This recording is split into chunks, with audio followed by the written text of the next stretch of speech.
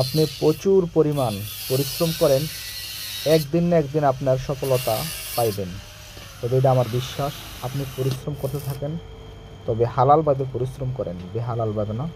একদিন না একদিন আপনি সফলতা পাইবেন, এটা আমার চির বিশ্বাস। এখন দেখেন, এখন আসলাম, এই যে গ্যাপটা আছে না, গ্যাপটা, এই যে লোহা, চারিদিকে লোহা আছে, এই জায়গাটা এখন টিন দিয়ে বন্ধ করবো।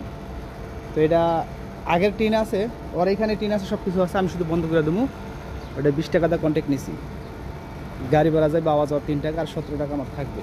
তাহলে দেখেন কাজ শিকার কত মূল্য। আমি বলি সবাই কাজ শিখেন।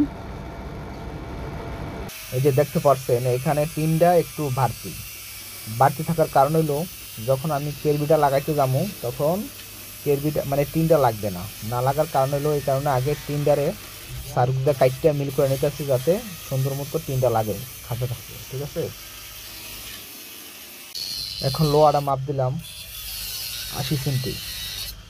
তো লোহাটা কাটবো, কাটা যখন শেষ, এখন ওই জায়গা মতো বসাইয়া ওয়ার্লিং করে দিলাম।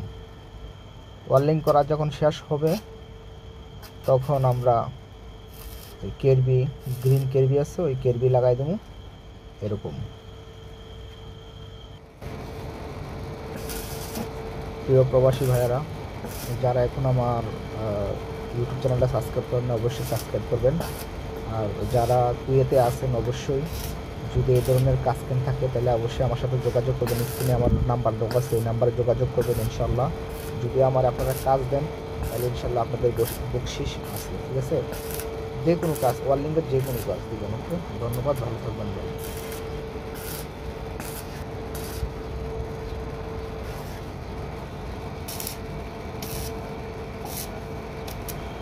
এখন ওয়ার্লিং করা আমাদের শেষ, এখন কেরবি লাগাবো।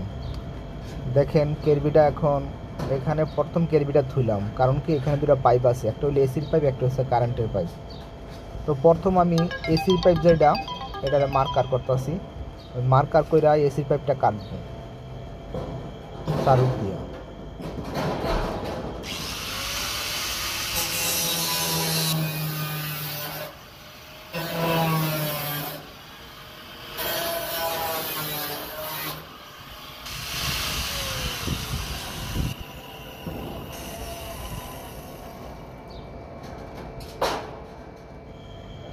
টিনটা আমার কাটা শেষ, এসির জায়গাটা।